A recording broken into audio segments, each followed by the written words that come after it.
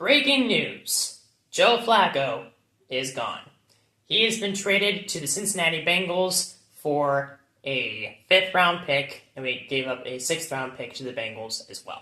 I would say let's remember all the good times, but there isn't very much, at least not this year. We brought in Joe Flacco to try and bring a veteran presence into our locker room in the offseason. Because remember, for a long time, our quarterback room was Deshaun Latson, that guy. Joe Flacco, we brought in. Kenny Pickett, who we brought in, and then we cut. He did not play a game for the Browns. And then our 2 draft picks, Dillon Gabriel and Shedeur Sanders. Those are our 5 quarterbacks. Joe Flacco was determined to be the starter. And at the time, I agreed with naming Joe Flacco the starter because I thought he had maybe not the highest upside, but I did think that he would be the most stable quarterback. He wouldn't be throwing a youngster into the dumpster fire, and I thought Joe Flacco was better than Kenny Pickett. So I agreed with making Joe Flacco the starter. So with that in mind, how did Joe Flacco perform this year? Well, it wasn't good. He started 4 games for us, and his performance against the Bengals was bar none his best.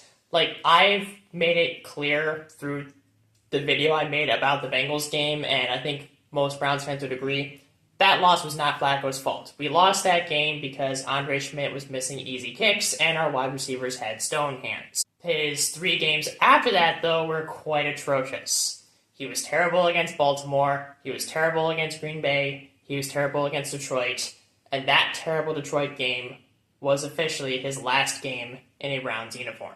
This is the part where I gotta say, there have been times during the stretch of games where Joe Flacco was looking utterly terrible that I was saying, you should keep Joe Flacco as a starter at least for a little bit because you don't want to be throwing Dillon Gabriel into a fire. I was saying, you should not have Dillon Gabriel's first start be on a different continent, and I don't think it's a good idea to have Dillon Gabriel's first start be on the road against the Steelers' really good defense.